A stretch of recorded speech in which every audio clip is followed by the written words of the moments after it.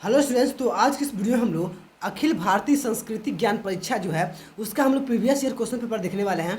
इस question paper में हम लोग क्लास 10th का यानी कि कक्षा 10वीं का ये क्वेश्चन पेपर है। तो इसका हम लोग फुल डिटेल में सोल्यूशन देखने वाले हैं। इस क्वेश्चन पेपर के सोल्यूशन के बाद से आप लोगों को पूरा आइडिया लग जाएगा कि हमारे प्रीवियस ईयर एग्जाम में यानी कि इसके जस्ट पहले जो एग्जाम हुआ है उसमें कैसे कैसे क्वेश्चन पूछे गए थे, किस टॉपिक से क्वेश्चन हमारे बने थे। ठीक है, तो काफ़ी आपको क्लियर हो जाएगा। और जो इस क्वेश्चन पेपर में 100 क्वेश्चन पूरे पूछे गए हैं उससे आपका काफ़ी ज़्यादा प्रैक्टिस हो जाएगा, जिससे आप लोग अपने एग्जाम में काफ़ी ज़्यादा अच्छा परफॉर्मेंस कर पाएंगे। ठीक है, तो चलिए हम लोग इस वीडियो को देखेंगे। और इसके पहले मैंने 2-3 क्वेश्चन पेपर को और सोल्यूशन करा दिया प्रीवियस ईयर का, जिसको जाके आप लोग देख सकते हैं। इसमें लाखों में स्टूडेंट्स भी देखे हैं, तो आप लोग भी जाकर देख सकते हैं। वीडियो के डिस्क्रिप्शन बॉक्स में लिंक मिल जाएगा, जहाँ से आप लोग जाकर देख सकते हैं सारे क्वेश्चन पेपर का।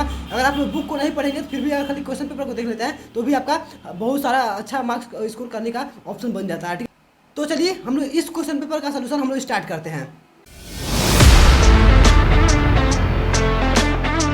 तो हमारा क्वेश्चन पेपर यहाँ पे आ गया है। अब इस क्वेश्चन पेपर का देखते हैं। यहाँ पे देख सकते हैं अखिल भारतीय संस्कृति ज्ञान परीक्षा, ठीक है, कक्षा 10वीं का है। ठीक है, और ये आपको जो फिल करना है वो तो आपको बताया ही जाएगा। यहाँ पे दिनांक आप लोग को भरना है, यानी कि डेट भरना है। परीक्षार्थी का नाम, जो स्टूडेंट का नाम है जो इसको एग्जाम को देगा, और यहाँ पिता का नाम, उसके बाद से विद्यालय का नाम, ये सब दिया है, वर्ग आपका अनुक्रमांक वगैरह इसमें फिल करना है। ठीक है, तो ये सब आप जानते हैं। और आगे का जो कार्यक्रम है इसी तरीके से सेम दिया होगा आपका OMR शीट, जैसे आपको फ्रंट पर दिखाई दे रहा है OMR शीट पे आपको वैसे ही फिल करना होता है। ठीक है, उसमें आपका जितना भी जो भी आंसर बनेगा उसमें OMR शीट पे भरना होता है। जैसे आपको पहले क्वेश्चन का 4 ऑप्शन दिया है तो 4 ऑप्शन में जो भी सही है उसमें पहले के आगे ABCD करके देगा गोला, और उस एक गोले कोई जो सही रहेगा ABCD में से उसको आपको गोले भर देना है। ठीक है, ब्लू पेन या ब्लैक पेन लेके जाएंगे आप लोग, वो भी बाल पेन। ठीक है, ये आप लोग को पता ही होगा। ठीक है, चलिए हम लोग क्वेश्चन नंबर 1 से स्टार्ट करते हैं। ये तो सब बेसिक बातें थी जो आपको पता होगा। ठीक है, आगे बढ़ते हैं हम लोग। सबसे पहले हम लोग क्वेश्चन नंबर 1 से स्टार्ट करेंगे सारी चीज़ें। ठीक है, इस क्वेश्चन पेपर का पहला क्वेश्चन कहाँ गया, यहाँ पे देखते हैं, यहाँ से। ठीक है,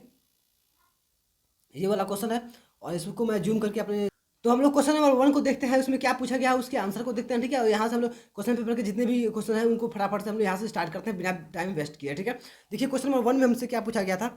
यहाँ पे है क्वेश्चन 1, प्रश्न 1 में कह रहा है कि भारत की राष्ट्रीय एकता के प्रतीक कितने ज्योतिर्लिंग है। ठीक है, कितने राष्ट्रीय एकता के प्रतीक कितने ज्योतिर्लिंग है वो बताना है आपको। तो पहले का जो सही आंसर हो जाएगा वो आपका बी। ठीक है, यहाँ पे 12। ठीक है, याद रखिएगा 12 ज्योतिर्लिंग है। ठीक है, अब आगे बढ़ते हैं। आगे हमारा प्रश्न नंबर 2 दिया है। ठीक है, प्रश्न नंबर 2 में देखते हैं क्या दिया है। क्वेश्चन 2 पूछा गया था आपसे कि रामेश्वरम धाम भारत के राज्य तमिलनाडु के किस जिले में स्थित है। ठीक है, अब ये जो आपका रामेश्वरम है वो किस जिले में स्थित है तमिलनाडु के, तो वो बताना है। तो यहाँ से देखिए इसका जो सही आंसर हो जाएगा वो सेकंड का आपका डी। ठीक है, यहाँ पर रामनाथपुरम जिला, याद रखिएगा आप लोग, रामनाथपुरम जिला में ये स्थित है। ठीक है, आगे बढ़ते हैं। आप लोग याद रखते हैं इसमें देखिए जो रामेश्वरम है पहले ही बता दिया है, यहाँ पे राज्य किसमें, तमिलनाडु में है, कहीं पूछेगा ये बता देगा। और किस जिले में है तो आपका रामनाथपुरम जिला तमिलनाडु का। ठीक है, ये आप लोग याद रखिए। आगे बढ़ते हैं।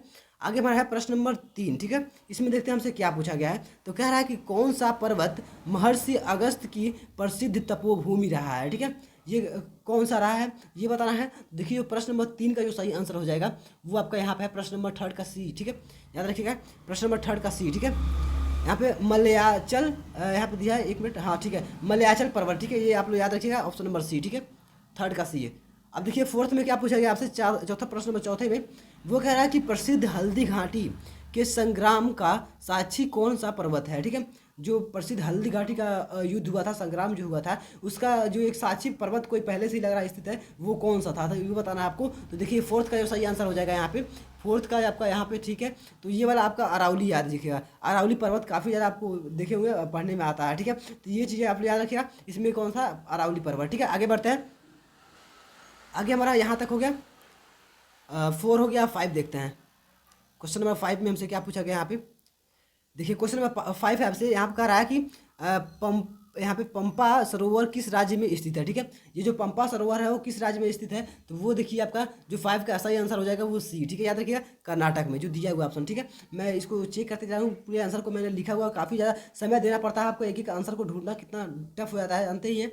तो इसमें 100 क्वेश्चन है, 100 क्वेश्चन को बुक में से सर्च करना कितना टफ होता है और याद भी करना। तो फिर भी मैंने उसको इसीलिए आपको नोट किया कि आपको जब क्वेश्चन प्रैक्टिस कराऊं तो उसमें कहीं भूल ना जाए मुझे आंसर, इसलिए मैंने पूरा लिख के रखा हुआ है और आपको पूरा करेक्ट आंसर देने का प्रयास कर रहा है। ठीक है, इसलिए अब देखिए यहाँ पे ये हो गया। इसके लिए आप लोग एक वीडियो को लाइक जरूर कर दिएगा इतने सारे हार्ड वर्क के लिए, और अपने फ्रेंड्स में जरूर शेयर कर दिएगा, जो भी आपके छोटे बच्चे भाई बहन होंगे उनके लिए भी देखेंगे आप लोग। क्वेश्चन पेपर काफ़ी ज़्यादा अवेलेबल कराया गया है, तो इस एग्जाम के प्रिपरेशन के लिए आप लोग सबके पास शेयर कर दीजिएगा। चलिए हम लोग आगे बढ़ते हैं। प्रश्न नंबर यहाँ पे 6 देखिए क्या दिया गया यहाँ पे। प्रश्न नंबर 6 है यहाँ पे दिया सन्निहित सरोवर हरियाणा, ठीक है, कि किस जिले में स्थित है, ठीक है। तो ये किस जिले में स्थित है, तो ये हो जाएगा आपका क्वेश्चन नंबर जो 6 है उसका आपका सी आंसर, ठीक है। कुरुक्षेत्र याद रखिएगा, ठीक है, कुरुक्षेत्र इसका सही आंसर हो जाएगा प्रश्न नंबर 6 के लिए, ठीक है। आगे बढ़ते हैं। प्रश्न नंबर 6 हो गया। प्रश्न नंबर 7 देखते हैं यहाँ पे। 7 में देखिए क्या हमसे पूछा गया है।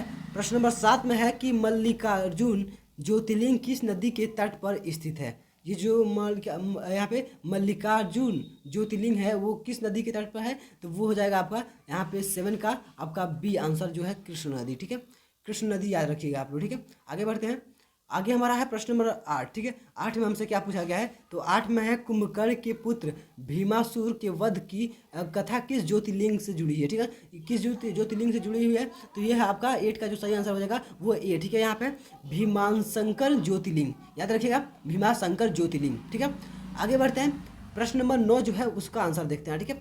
प्रश्न नंबर 9 में दिया है क्या, किस स्थान के चारों वेदों के मूल सिद्धांत प्रतिपादित हुए, ठीक है। किस स्थान से, ठीक है।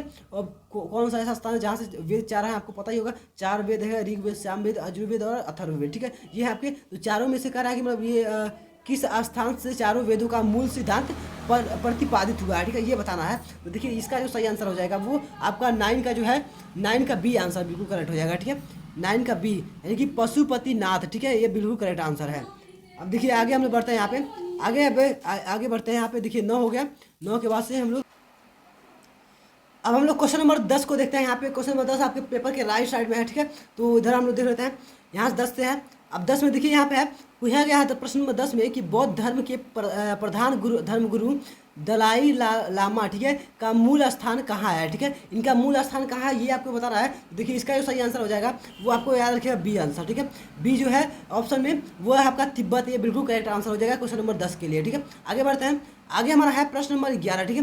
ये 11 में देखिए क्या पूछा गया है, कह रहा है कि बांग्लादेश के भवानीपुर, ठीक है, के बेगड़ा, ठीक है, नामक स्थान से कौन सी नदी प्रवाहित होती है। तो इस स्थान से कौन सी नदी प्रवाहित होती है, तो इसका जो सही आंसर हो जाएगा आप लोग याद रखिए प्रश्न नंबर जो 11 का सही आंसर है वो ए है, ठीक है, करतोया नदी, ठीक है। ये आप लोग याद रखिए क्वेश्चन नंबर 11 के लिए।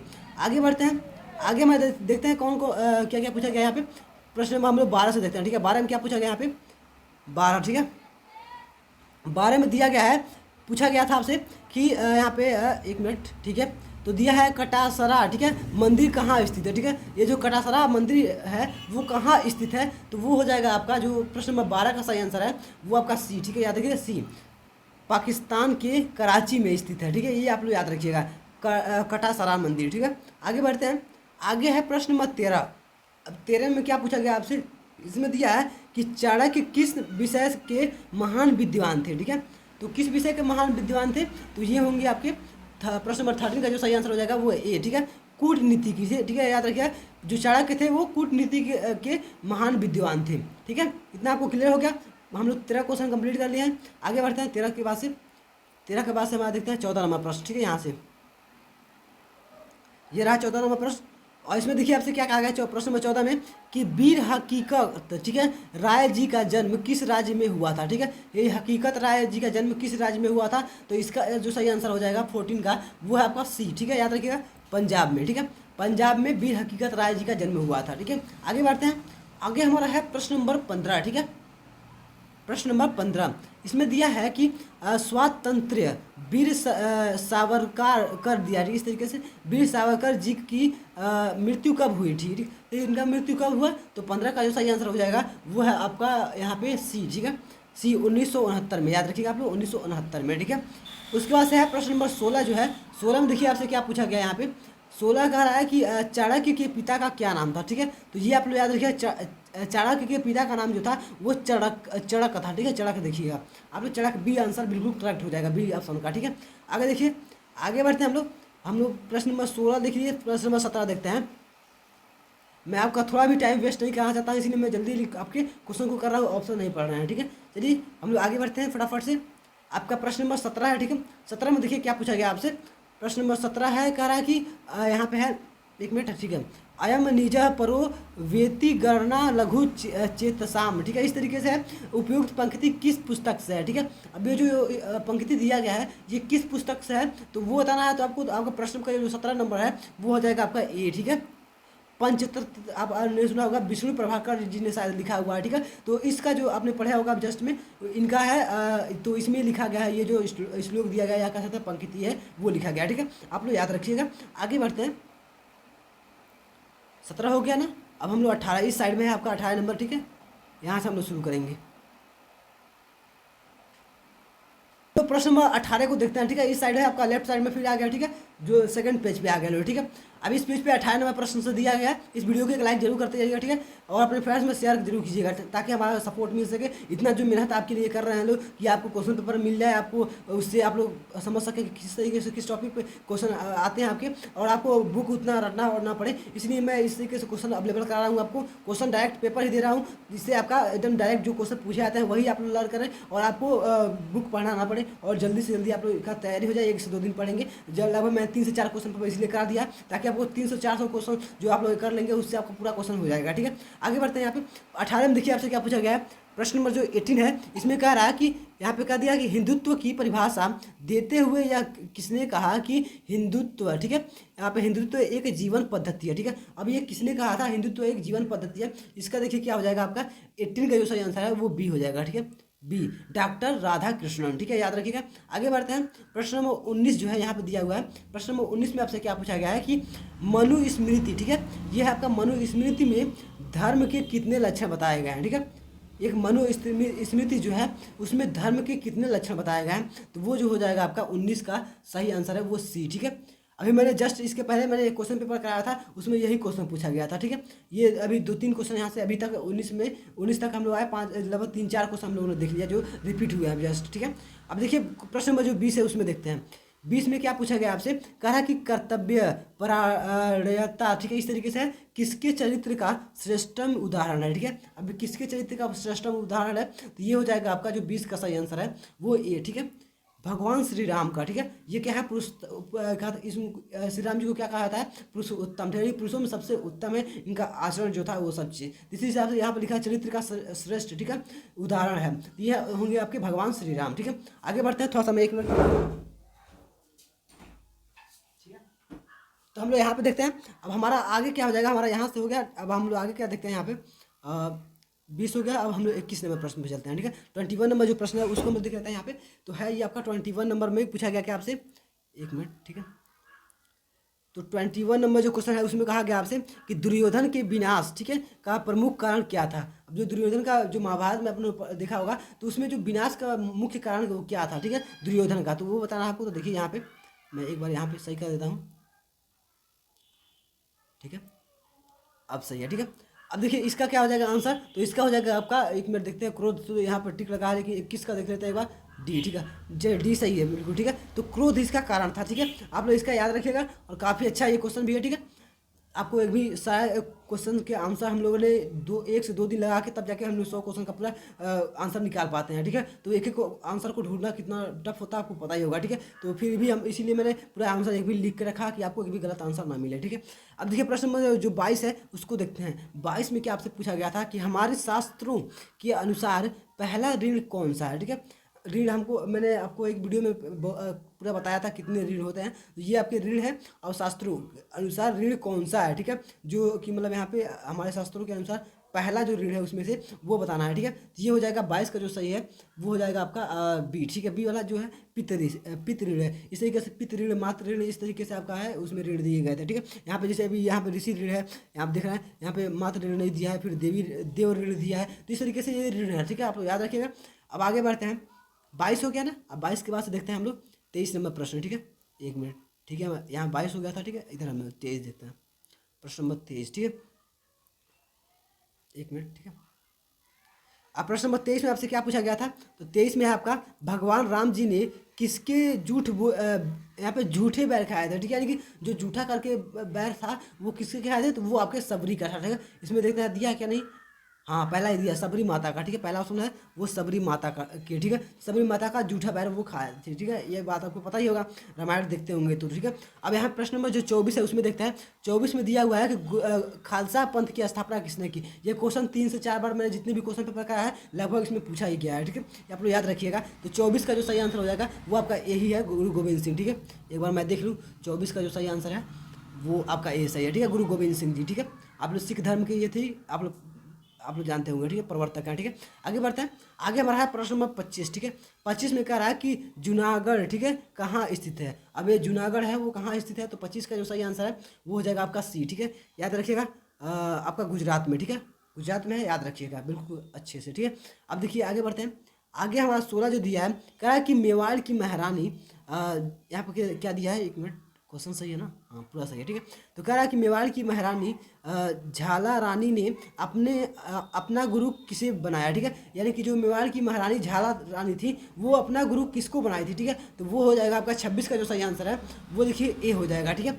यहाँ पे संत रविदास को बनाई थी, ठीक है, मेवाड़ की रानी जो झाला रानी थी वो अपना गुरु संत रविदास को बनाई थी, ठीक है, आप लोग याद रखिएगा। आगे बढ़ते हैं। आगे हमारा 26 हो गया, हम लोग 27 पे चलते हैं, ठीक है, प्रश्न नंबर 27 पे, ठीक है। यहाँ पे है, कह रहा है कि जात पात पूछे नाही, हरि को भजे सो हरि को होए। ये आपको काफ़ी ज़्यादा फेमस, जब भी आपको कोई हिंदी का टीचर या संस्कृत के टीचर आप कुछ भी करते होंगे तो इसमें जरूर ये श्लोक एक बार आप बोलते आते होंगे, काफ़ी अच्छा श्लोक है, ठीक है। तो ये कह रहा है क्या है पे यहाँ पे ये क्वेश्चन कंप्लीट यहाँ पे है, ठीक है। मैंने पीडीएफ में थोड़ा सा ये बहुत ही डिफिकल्टी से जो आपका क्वेश्चन पेपर है वो मिला है इस साल का। तो अगर आपके पास कोई भी अवेलेबल होता है अगर क्वेश्चन पेपर तो इस साल का, तो आपको क्या करना है, जस्ट मेरे टेलीग्राम चैनल पे या आपके इंस्टाग्राम आईडी पे रीड ऑनलाइन से आपको मिल जाएगा सब जगह। रीड ऑनलाइन नंबर 1 का आपका इंस्टाग्राम आईडी है, उस पर आप ये जाके आप लोग हम लोग हमारे साथ पोस्ट कर सकते हैं, या आपको व्हाट्सअप नंबर अवेलेबल होगा मेरे चैनल पे, वहाँ से आप लोग उस पर सेंड कर सकते हैं। जो भी आपकी टीम का होगा वो आपको सपोर्ट से वहाँ से ले लेगा, ठीक है। तो जरूर आप लोग हमारा सपोर्ट कीजिएगा। क्वेश्चन पेपर जो भी अवेलेबल हो जिसका सोल्यूशन आप लोग चाहते हैं वो हमारे साथ शेयर कर सकते हैं, ठीक है। चलिए हम लोग आगे बढ़ते हैं यहाँ पे। तो यहाँ पे पूरा जो कंप्लीट क्वेश्चन यहाँ पे है 22 का, यहाँ पे देख लेते हैं एक बार, 27 का, ठीक है। तो 27 में है क्या, जात पात पूछे नहीं, हरि को भजे सो हरि को होई। तो ये उपयुक्त वाक्य पंक्ति किस के कवि हैं, ठीक है। तो ये जो है आपका 27 का जो सही आंसर है वो सी, ठीक है, याद रखिएगा, तुलसीदास जी का ही ये पंक्ति आप लोग याद रखिएगा, ठीक है। अब देखिए गोस्वामी तुलसीदास जी के आराध्य हैं, ठीक है। अब ये कौन है, तो 28 का जो सही आंसर हो जाएगा वो हो जाएगा ए, ठीक है, श्री राम जी, ठीक है। गोस्वामी तुलसीदास के आराध्य कौन है, तो श्री राम जी, ठीक है। आप याद देखिए। आगे बढ़ते हैं। जो तुलसीदास हैं वो क्या करते हैं, वो क्या कर रहे थे, तो वो हमारे श्री राम जी का ही पूरा भजन करते थे, उनका ही मतलब जो भी पूजा पाठ करते थे, इसीलिए उनके आराध्य है, ठीक है। तो आप लोग याद रखिएगा। आगे बढ़ते हैं, हम लोग प्रश्न नंबर 29 पे चलते हैं, ठीक है, 29 नंबर पे चलते हैं। तो प्रश्न नंबर 29 है यहाँ पे, ये हमसे क्या पूछा गया है, प्रश्न नंबर 29 में कह रहा है कि दूसरों की पीड़ा को जानने वाले सभी जाति के लोगों को यहाँ पे नरसी जी ने क्या कहा है, ठीक है। तो वो क्या कहा है, तो 29 का जो सही आंसर हो जाएगा उसमें देखते हैं। तो 29 का बी आंसर जो है वो बिल्कुल करेक्ट हो जाएगा। यहाँ पे है यहाँ पे व्याकरण वजन, ठीक है, इस तरीके से वो आपका करेक्ट आंसर हो जाएगा, ठीक है। आगे बढ़ते हैं। यहाँ पे प्रश्न नंबर जो 30 यहाँ पे आपका है वो देखते हैं, ठीक है। तो 30 में क्या पूछा गया था आपसे, वो कह रहा है कि भगवान बुद्ध किस यहाँ पे मत के प्रवर्तक हैं, ठीक है। तो ये भगवान बुद्ध किस हैं, तो आपको ये तो बहुत आसान होगा, ये बौद्ध धर्म के हैं, ठीक है, प्रवर्तक भगवान बुद्ध जी, ठीक है। आगे बढ़ते हैं। आगे हमारा है, इनका जो जन्म है वो लुम्बिनी में हुआ था, आपको पता ही होगा, और इनके पुत्र का जो नाम है वो क्या था, राहुल था। आप लोग ये सब याद रखिएगा, ठीक है। लुम्बिनी कहाँ है, वो आपका नेपाल में, ठीक है। हम लोग एक बार टूर में गए हुए थे, काफ़ी अच्छा, उसमें वहाँ पे काफ़ी चीज़ें मोटिवेशनल चीज़ें मिली हमें, काफ़ी ज़्यादा हमको सीखने को मिला था, ठीक है, वहाँ पे। तो आप ही लोग कभी घूमने जाइएगा, ठीक है। यहाँ पे देखिए वहाँ पे टूर में गए थे लोग, ठीक है, हमारे कॉलेज से ले गया था, ठीक है।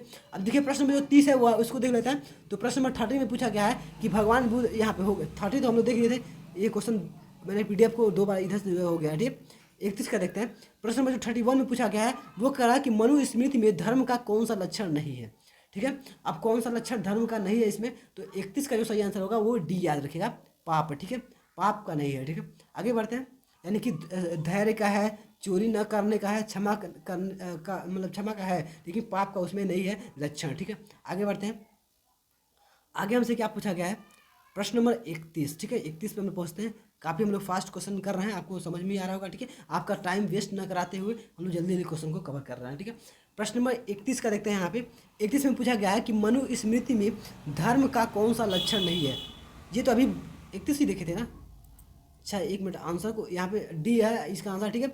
इसमें हो क्या गया है मेरे साथ, एक तो अच्छा ओके पीडीएफ में, जैसे ये पीडीएफ जो था मैंने कई जगह से ले लेके इसको कंबाइन किया है। जो क्वेश्चन पेपर था वो एक जगह से अवेलेबल नहीं हो पाया, मैंने इसके बहुत मतलब डिफिकल्टी से एक लेकर आया हूँ, तो वो क्वेश्चन कई जगह से मतलब अरेंज नहीं हो पाया सही से, ठीक है। तो आप लोग याद रखिएगा, ये सारे हमारी टीम बहुत हार्ड वर्क करके आपके लिए इस तरीके से मतलब तैयार करती है, ठीक है। तो इसका बस आपको एक शेयर करके इस वीडियो को एक लाइक कर देना है, और इसी तरीके की वीडियो जो है उसके लिए आप लोग इस चैनल को सब्सक्राइब कर लीजिएगा। आपको काफ़ी सारे जो आपके बोर्ड एग्जाम के लिए भी प्रिपरेशन यहाँ पे काफ़ी बेहतरीन तरीके से 3D एनिमेशन के थ्रू मैं आपको पढ़ा रहा हूँ, ठीक है। तो वो सब आपको वीडियो जाकर देखते रहिएगा चैनल पे, और आपका सपोर्ट हमारे इस पे बना रहना चाहिए, ठीक है। चलिए हम लोग आगे बढ़ते हैं यहाँ पे। तो प्रश्न नंबर जो 46 है उसको देखते हैं।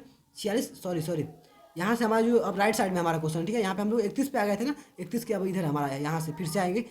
31 था, अब यहाँ पे देखिए हमारा 32 नंबर प्रश्न है यहाँ पे राइट साइड में। तो इसमें देखिए आपके थर्ड पेज पे लगभग आ गए हैं हम लोग, सेकंड पेज का ही हम लोग राइट साइड में है, ठीक है। तो यहाँ पे देखिए पूछा गया कि आपसे कह रहा है कि प्रश्न नंबर 32 में कह रहा है कि आपका यहाँ पे धारणा धर्म मिथ्याहु, ठीक है, अर्थात धर्म धारण करने वाले को कहते हैं, ठीक है। इस तरीके से आपका क्वेश्चन कट गया है। तो यह यहाँ पे दिखा रहा है कि व्याख्या किस ग्रंथ में है, ठीक है। तो ये जो आपका दिया गया है वो किस, इसका व्याख्या किस ग्रंथ में है, तो इसका जो सही आंसर हो जाएगा 32 का, मैं देख लेता हूँ एक बार। तो 32 का बी है, ठीक है, याद रखिएगा, यह महाभारत में है, ठीक है। आप लोग इस चीज़ को याद रखिएगा। आगे बढ़ते हैं, प्रश्न में आपका 33 दिया हुआ है यहाँ पे, कह रहा है कि कुंभ मेला कितने वर्ष के अंतराल पर लगता है, ठीक है। तो ये कितने वर्ष के अंतराल पर लगता है, तो आपका 33 का जो सही आंसर हो जाएगा वो आपका सी है, ठीक है, 12 वर्ष के अंतराल पे। आप लोग याद रखिएगा, ठीक है, कुंभ का मेला। आगे बढ़ते हैं, यहाँ पे है हमारा 34 नंबर प्रश्न को देखते हैं,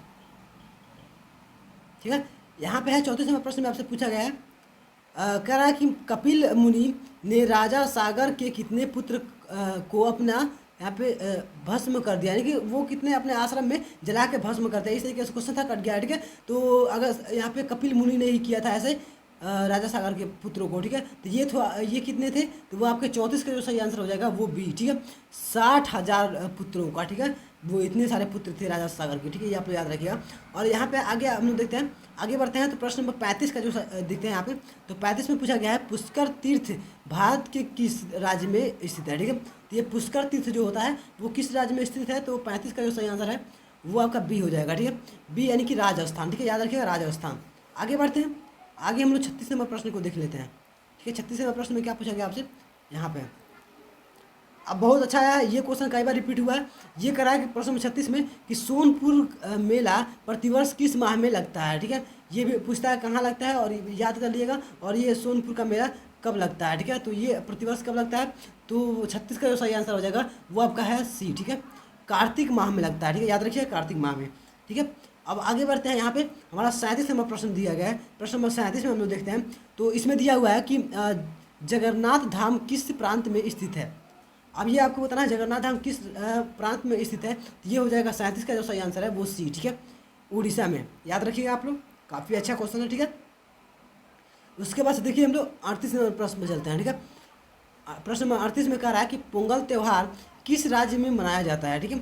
ये जो पोंगल त्यौहार है ये आपको काफ़ी, ये भी कई बार पूछा गया क्वेश्चन है और काफ़ी अच्छा क्वेश्चन है, ठीक है। तो 38 का जो सही आंसर हो जाएगा वो आपका डी, ठीक है, तमिलनाडु में। याद रखिएगा तमिलनाडु में ये आपका पोंगल त्यौहार मनाया जाता है, ठीक है। आगे बढ़ते हैं, आगे हमारा यहाँ पे यहाँ पे क्या है 39 नंबर प्रश्न, ठीक है। 39 में पूछा गया आपसे क्या, एक मिनट, प्रश्न नंबर 39 में कहा गया आपसे कि शारदीय नवरात्रि किस माह में मनाया जाता है, ठीक है। तो ये जो शारदीय नवरात्रि है वो किस माह में मनाया जाता है, तो 39 का जो सही आंसर है वो ए है, ठीक है, ए है कार्तिक माह में, ठीक है। आप लोग इस चीज़ को याद रखिएगा, ठीक है। अब उसके आगे बढ़ते हैं हम लोग, प्रश्न नंबर 40, ठीक है। 40 में क्या पूछ लिया है आपसे, कहा कि श्री कृष्ण का जन्म कहाँ हुआ था। इतना अच्छा क्वेश्चन है ये, आप लोग तो आपको याद ही होगा, ठीक है। तो इसका जो सही आंसर हो जाएगा वो आपका सी, वैसे दिखा रहा है मथुरा, ठीक है। वृंदावन तो होगा नहीं, गोकुल तो गोकुल में उनका पालन पोषण हुआ था ना, 40 का देख लेते हैं एक बार, हाँ, ठीक है।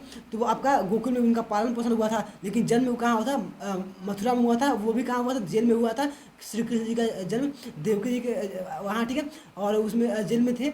और वो मतलब यहाँ पे कह सकते हैं एक तरीके से मथुरा में क्या था, जो उनके मामा थे उनके थ्रू उनके माता पिता को क्या किया गया था, बंदी बनाया गया था, ठीक है। तो उस जेल में ही इनका जन्म हुआ था, ठीक है, ये याद रखिए आप लोग। आगे बढ़ते हैं, श्री कृष्ण जी का यहाँ पे मथुरा सी आंसर बिल्कुल करेक्ट है, ठीक है। आगे बढ़ते हैं यहाँ पे। अब आगे हमारा है 41 नंबर प्रश्न, 41 नंबर जो प्रश्न है उसको देख लेते हैं, ठीक है। तो यहाँ पे कह रहा है करवा चौथ का यहाँ पे करवा चौथ का व्रत किस माह की तिथि को मनाया जाता है, ठीक है। तो ये देखिए, ये भी काफ़ी ज़्यादा अच्छा क्वेश्चन है, ये आपके भारतीय संस्कृत से संबंधित है, ठीक है, आपको पता ही है। तो हमारे सांस्कृतिक जो कार्यक्रम वगैरह हैं वही सब इसमें ज़्यादातर आते हैं, ठीक है। तो ये सब चीज़ें आप समझिएगा। अब इसमें जो हो जाएगा देखिए आपका, तो 41 का जो सही आंसर है वो आपका हो जाएगा यहाँ पे 41 का जो सही आंसर हो जाएगा, एक मिनट देख लेता हूँ मैं, डी, ठीक है। कार्तिक मास लिखा है, यानी कि माह होना चाहिए यहाँ पे, शुक्ल पक्ष के चतुर्थी को होता है, ठीक है। ये आप लोग याद रखिएगा यहाँ पे करवा चौथ का, ठीक है। आगे बढ़ते हैं 42 नंबर प्रश्न, 42 नंबर जो प्रश्न है उसमें देखते हैं। कहा गया 16 संस्कारों में चौथा संस्कार कौन सा है, ठीक है। आपके टोटल जो संस्कार हैं कितने हैं, वो 16 हैं। ये भी पूछा जा सकता है कि टोटल कितने संस्कार हैं, ठीक है। तो उसमें बताना है आपको 16, ठीक है। अब 16 में से जो चौथा संस्कार है वो कौन सा है वो बताना है। तो आपको देखिएगा यहाँ पे जो 42 का सही आंसर हो जाएगा वो आपका सी है, ठीक है। सी आपका जात कर्म, ठीक है। जो जात कर्म है वो 16 संस्कारों में आता है, ठीक है। आगे बढ़ते हैं। इसी के अंतर्गत आपका विवाह का, कन्यादान का, ये सब जो कार्यक्रम है सांस्कृतिक, यही संस्कार होते हैं, ठीक है। यही सब संस्कार क्या है, हमारे वो 16 संस्कारों में शामिल होते हैं, ठीक है। आगे बढ़ते हैं। आप लोग याद कर लीजिएगा 16 संस्कार, तो काफ़ी अच्छा होगा, देखते हैं क्वेश्चन उससे बनते हैं काफ़ी अच्छे से। यहाँ पे देखिए, यहाँ पे एक और दिया है, यहाँ पे क्वेश्चन संस्कार से रिलेटेड है। कह रहा है कि 43 का कि 16 संस्कारों में यहाँ पे अंत्योष्टि, ठीक है, संस्कार का यहाँ पे क्रमांक क्या है, ठीक है। जो अंत्योष्टि संस्कार है उसका कौन से क्रम पे है, यानी कौन से नंबर पे है। तो 43 का जो सही आंसर हो जाएगा वो आप लोग का डी, ठीक है। 16वां है, सबसे लास्ट क्या है, अंत्योष्टि संस्करण। ये भी पूछ सकता है, यहाँ पे तो पूछा कि कौन सा है तो 16 बता दिए, लेकिन कह सकता है कि संस्कारों में सबसे अंतिम संस्कार कौन सा है, तो आप बताएंगे। तो आप लोग बताएंगे कि 16 संस्कारों में सबसे अंतिम मतलब जो सबसे अंतिम है वो आपका है अंत्योष्टि संस्कार, ठीक है, याद रखिएगा। आगे बढ़ते हैं। आगे हमारे पास है 44 प्रश्न, यानी कि 44 नंबर प्रश्न जो है वो कह रहा है कि भारतीय संस्कृत में कितने वेद हैं, ठीक है। वेद कितने हैं भारतीय संस्कृत में, तो बस वही है जो आपने को बताया, मैंने अभी इसके जस्ट पहले बताया था कि ऋग्वेद, यजुर्वेद, अथर्ववेद और सामवेद, ठीक है। सामवेद जो है वो चारों वेद है, 4 वेद है, ठीक है। तो वही आपका डी आंसर, बी जो है बिल्कुल करेक्ट हो जाएगा, ठीक है, आप लोग याद रखिएगा। आगे बढ़ते हैं 45 नंबर प्रश्न, ठीक है। इसमें देखिए क्या पूछा गया आपसे, 45 नंबर जो प्रश्न है उसमें कहा गया आपसे कि वर्तमान में उपनिषदों की संख्या कितनी है, ठीक है। ये तो काफ़ी अच्छा क्वेश्चन है, ठीक है। 45 का जो सही आंसर हो जाएगा वो सी है, ठीक है। 108 उपनिषद हैं, आप लोग इसको याद रखिएगा, बाकी बहुत अच्छा क्वेश्चन है, ठीक है। आगे बढ़ते हैं। आगे हमारे पास आ जाएगा 45 हो गया। अब हम लोग आगे बढ़ेंगे 45 से, अब इस साइड हमारा आ गया, ठीक है, 46 से, ठीक है। अब यहाँ पे देखिए हम लोग का जो है 46 नंबर प्रश्न है, 46 नंबर जो प्रश्न है इसके जो क्वेश्चन पेपर का लेफ्ट साइड में है यहाँ पे और नेक्स्ट पेज पे है, ठीक है। तो यहाँ से हम लोग जिसको देखते हैं, इसमें देखिए आपका क्या आ गया का प्रश्न नंबर 46 में है कि उपनिषद इस तरीके से में कितने मंत्र हैं। अब इसमें कितने मंत्र हैं, तो इस वेद में कितने मंत्र हो सकते हैं। तो यहाँ पे देखिए जो इसका सही आंसर हो जाएगा 46 का, वो आपका ए आंसर जो है वो बिल्कुल करेक्ट हो जाएगा, 18 मंत्र हैं, ठीक है। 18 देखते हैं इसमें, 46 का जो ए है, ठीक है, बिल्कुल करेक्ट है। आगे बढ़ते हैं। आगे हमारा है 47 नंबर प्रश्न, 47 नंबर जो प्रश्न है उसमें कह रहा है कि श्रीमद् भागवत गीता, ठीक में कितने श्लोक का वर्णन किया गया है, ठीक है। उसमें कितने श्लोक हैं वो बताना है। तो ये भी क्वेश्चन काफ़ी अच्छा है, श्रीमद् भागवत को आप लोग समझते होंगे। तो इसमें कितने श्लोक हैं, तो श्लोकों का संख्या कितना होगा, 47 का जो सही आंसर है वो हो जाएगा आपका सी, ठीक है। 47 का सी है, ठीक है। 700 श्लोक हैं, आप लोग याद रखिएगा। आगे बढ़ते हैं। प्रश्न नंबर 48 है यहाँ पे, ठीक है। 48 में देखिए क्या दिया गया है, रामचरितमानस के रचयिता कौन है, ठीक है। तो इसका जो सही आंसर हो जाएगा 48 का, वो हो जाएगा आपका सी, ठीक है। सी है आपका गोस्वामी तुलसीदास जी, ठीक है। रामचरितमानस के जो रचयिता है वो कौन है, गोस्वामी तुलसीदास जी। वहाँ इसके पहले जस्ट अभी क्वेश्चन पूछा गया था कि मतलब गोस्वामी तुलसीदास किसके आराध्य हैं, ठीक है, मतलब किसको आराधना करते हैं, ठीक है। तो वो आपके राम जी के, ठीक है। तो इसीलिए वो रामचरितमानस लिखे हैं, उनके पूरे चरित्र का वर्णन किया है रामचरितमानस में गोस्वामी तुलसीदास जी, ठीक है, याद रखिएगा। आगे बढ़ते हैं 49 नंबर क्वेश्चन पे चलते हैं। 49, ठीक है। यहाँ पे 49 क्वेश्चन नंबर में पूछा गया आपसे प्रश्न में कि सिकंदर को पौरस ने किस नदी के तट पर हराया था, ठीक है। अब पौरस जो था वो सिकंदर को किस नदी के तट पर हराया था, तो इसका आंसर हो जाएगा आपका 49 का जो सही आंसर हो जाएगा, एक मिनट देख लेते हैं, वो आपका बी है, ठीक है। बी है झेलम नदी, ठीक है। ये झेलम नदी मैंने कहीं सुना हुआ है, ठीक है। ये लगभग जम्मू कश्मीर में है, ठीक है, झेलम नदी वहाँ पे है, ठीक है, पोरस का, ठीक है। सिकंदर ने पोरस को यहाँ पे, सॉरी, सिकंदर को पोरस ने यहाँ पे झेलम नदी के तट पर हराया था, ठीक है, ये आप लोग याद रखिएगा।